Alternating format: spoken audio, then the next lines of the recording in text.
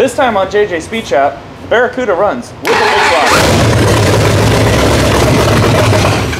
block. Give it beans!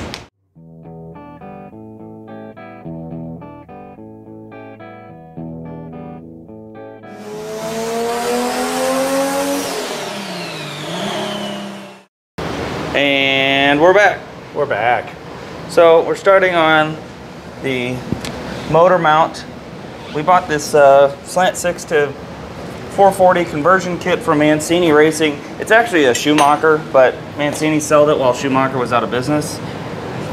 So those little guys, and it says in the constructions that that has to be, let me get in there, might be easier to see.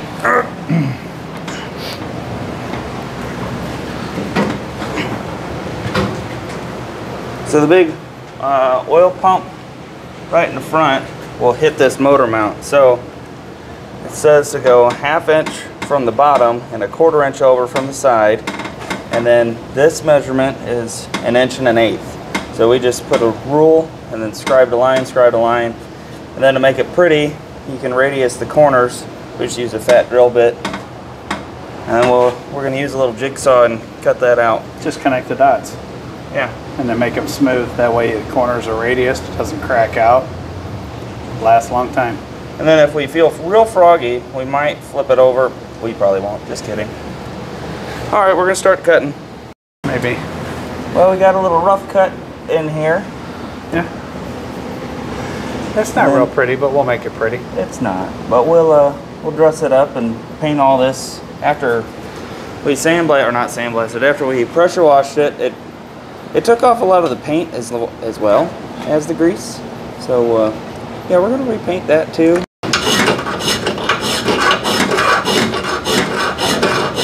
Always use a file handle.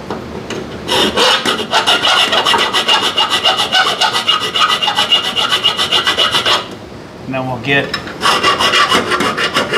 and the metal teachers are freaking out right now because I'm going back and forth instead of going like this.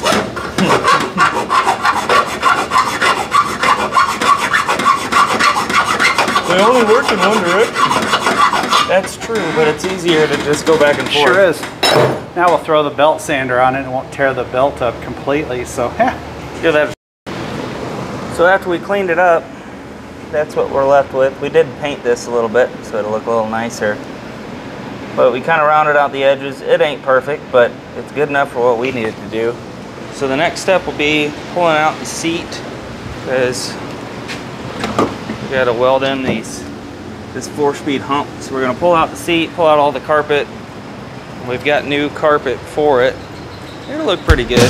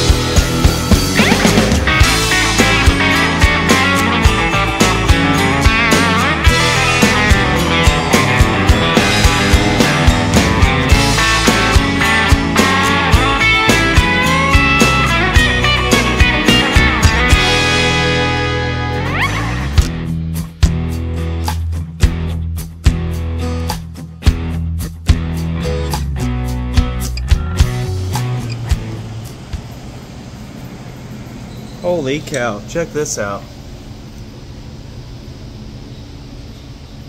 Like barely any rust at all. This floor is, I hate to say perfect because it's not, but it's about as perfect as you can get for a 50-year-old car. Goodness gracious, that's nice. That's the only little bit, and it's just little surface rust. Holy cow, I'm gonna vacuum this out, and we bought some Dynamat, maybe quiet this car up a little bit and start throwing that in. Test fitting the 4-speed hump, and it looks like it kind of only goes one way. So I'm gonna make sure it's real lined up everywhere, and then draw a little line and go in about 1/4 of an inch and cut it out so we can get, I'm just gonna lap weld it. So I made a line right here and ground it off around so I can use the plasma cutter and just zzz it all out. I'm gonna go ahead and do that and maybe tack it in tonight.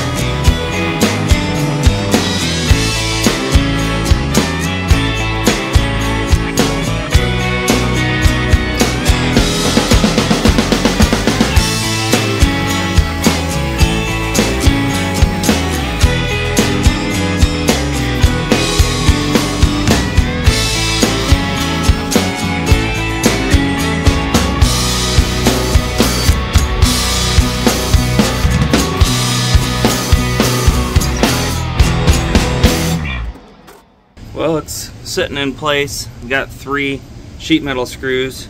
I'm gonna probably tack this end up here and then move one of them over here. Tack this corner, and then I'm gonna have to beat that a little bit down. There's kind of a gap in a couple spots, but I can only find 3 sheet metal screws in this whole place, so guess that's what I'm gonna have to do.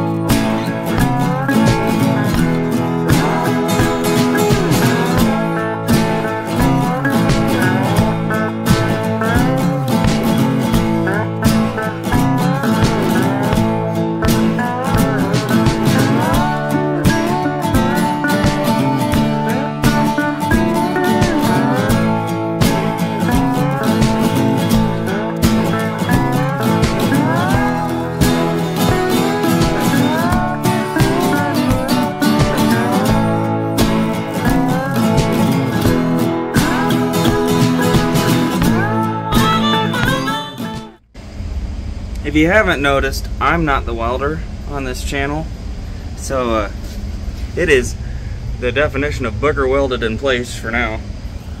There's still a little bit of gaps over here. I think I'm gonna get under it and beat it up, but I mean, it's in place ish. So the trick to being a terrible welder is grab a grinder and a can of black spray paint, and you know, you can't really tell from like way back here.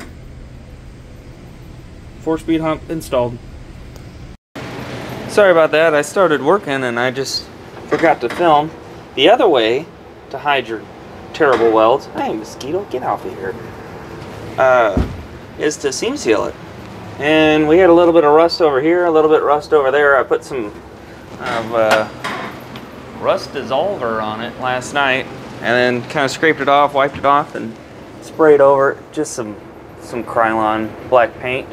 Then we started Dynamatting. You could tell, no expense spared.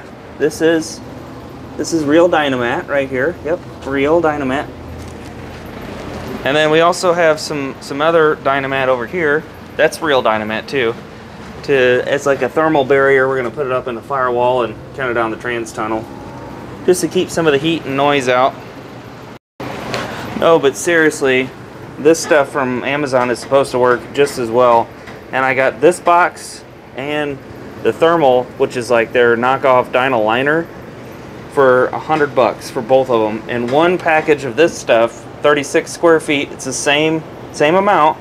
One package of this is, I think it's $200 for just this. So I got that, the rollers, those little guys, and the foamy stuff for $118 shipped to the door. Why wouldn't you? So I think I'm just gonna go back to cranking up some Allman Brothers and start putting all of this in. And I don't think I'll be able to do this tonight because it's curing and that stuff is still curing. We did not use real seam sealer. We used PL 200 liquid nails, which a lot of people, a lot of old hot rodders, they said it's been in their car since 1994. So I'll use it too. It's $2.42 a bottle instead of 15. I'm balling on a budget here. It's a 6-cylinder Barracuda. Who really cares?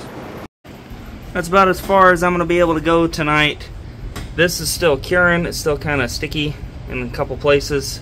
I don't want to squeeze it out or make it. I'll just let it cure tomorrow. But there's definitely, you know, some real Dynamat down and some dyno liner in there. But definitely helps a lot when you're listening to music with the tedious, time-consuming stuff. The real question is, what do you guys listen to when you're that bright? What do you guys listen to when you're working on your cars? I love the Allman Brothers because it's just, you know, always. I like guitar solos. Big fan. But let me know down below. What do you guys listen to? So we're also using a hydraulic clutch. So we got McLeod 14065-10. It's a slip-on style. McLeod. And after reading the instructions, they say to set there's supposed to be an air gap between 100 and 150 thousandths. So the way we're gonna do that is set something flat across the front here, and then you're gonna measure from the outer face of the bell housing to the closest finger in the center of the clutch. The middle finger? Yeah, the middle finger of the clutch. It's while you're measuring, you gotta say, you know, F you, buddy. And try not to fall off of the finger, because then it's really hard to. Is this locked? Okay, there we go.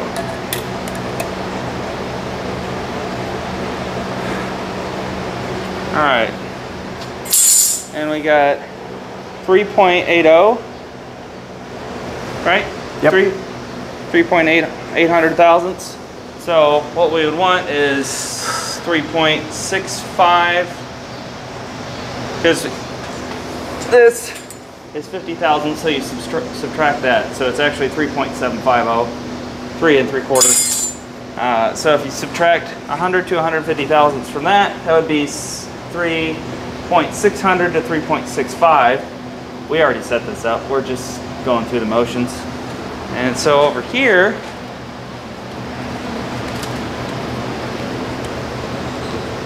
we set up the collar. Basically how you adjust it after you put it on is you just unspin it, or spin it out, spin it in. So when you take the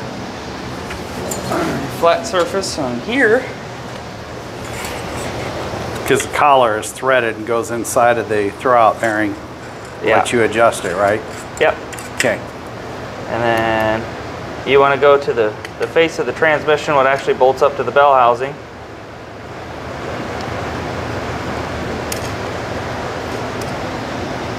Need help? Why is that stiff right there?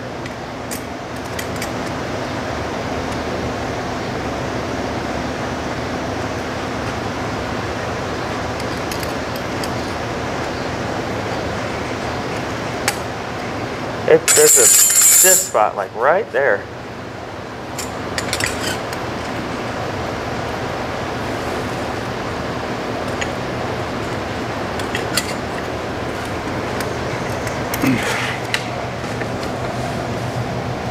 Here. Got it?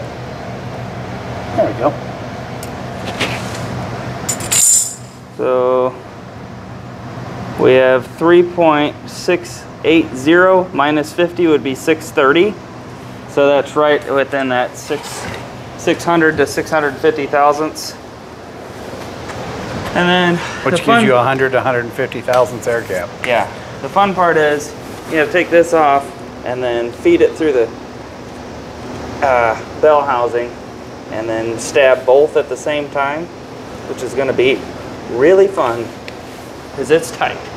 We kind of figured out everything in here. We got the foam sitting on all over the 4-speed hump so you can't ever see them nasty welds. And then we figured out, we put the clutch pedal unit in here and we ran the hydraulic master cylinder through where the e-brake used to go, and then built a little backing plate so it doesn't just break the firewall.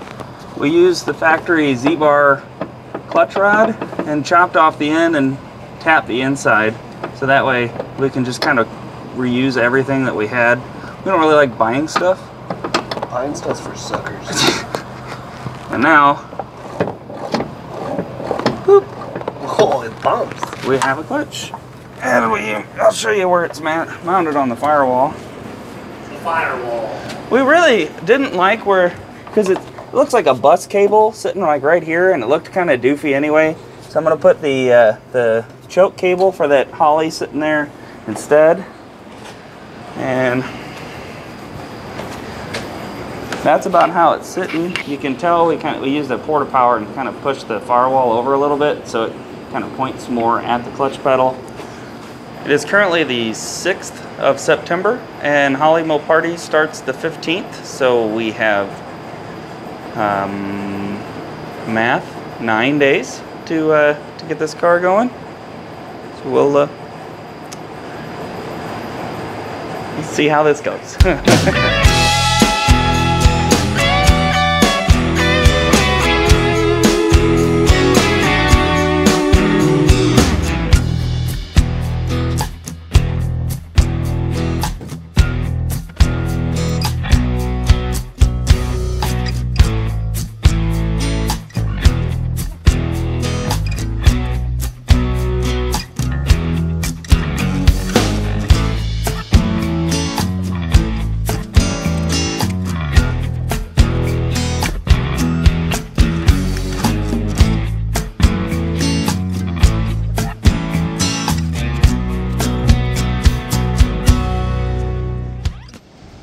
Well, the 383 is in there.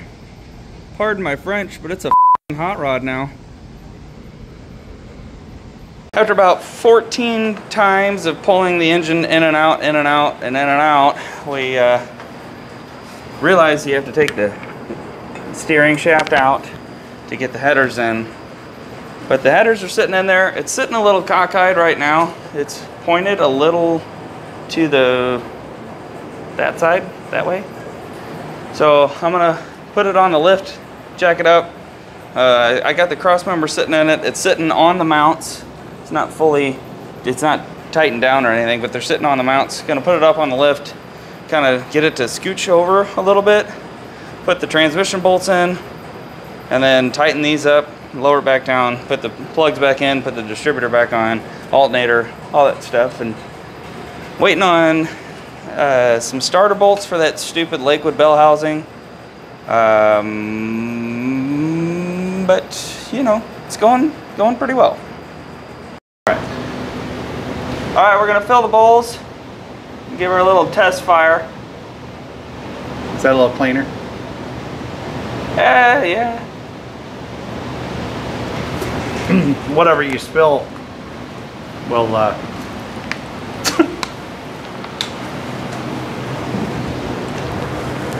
Oh.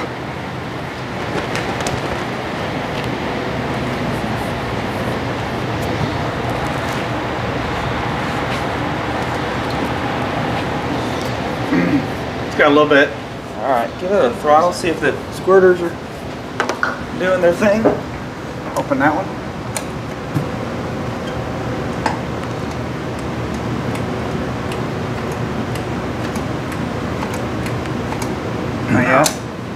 Whatever. It'll be all right. Okay, so all right, give her a shot. This is your coil wire. Yeah. Right here. We just hot wired the coil wire because I don't know. We just didn't feel like doing that right now. I just want to hear it. I know he just wants to hear it. I'm gonna turn this fan off. Actually, I'll just turn it this way. All right. Well, here goes nothing. Give her a shot.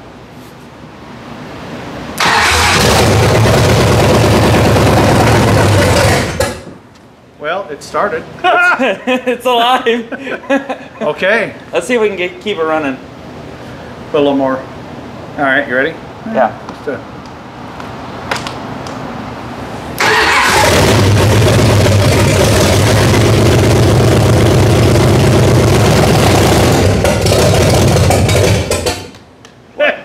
What?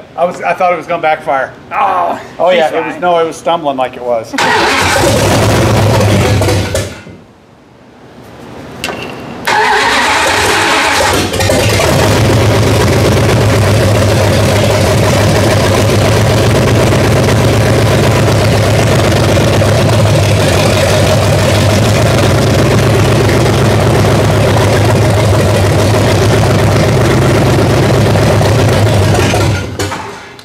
All right. Well, we're going to burn off some oil now. Yeah. Well, it runs. Yeah, it runs. Sounds pretty rowdy too. Yeah.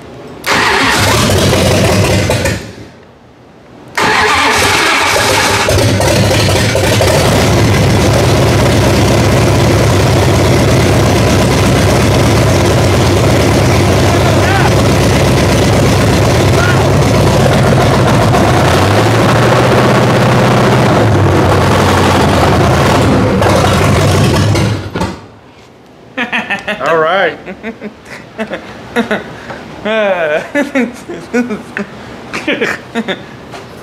Well, it runs. It does run, and she's getting hot. Yeah, we'll hook up water and fuel. Yeah, you have no vacuum caps on the carburetor or nothing. It's probably going to stumble. It runs incredibly well for not for having so many vacuum lines open right now.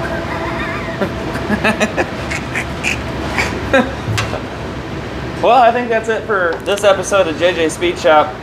We're gonna get it actually running and driving so we can get it to Holly Mo Party by, was it next Friday? Yep. But I think that's a really, really good first step. It runs. We got to tidy up some stuff. The 4-speed linkage is in, all that stuff's ready, but the drive shaft that we had working for it is like 2 inches too short, so we're gonna have to get a drive shaft either made or find one somewhere and kind of piece it together. But we have a guy if he'll respond over Facebook. Yeah. You know how people don't. Is this available? Yes. Okay. Can we come get it? I got cash. What? Okay, thanks. Have a nice day. All right, well, It next time it'll be running and driving. We're gonna start it with a big old nasty burnout. All right, see you guys. AMF.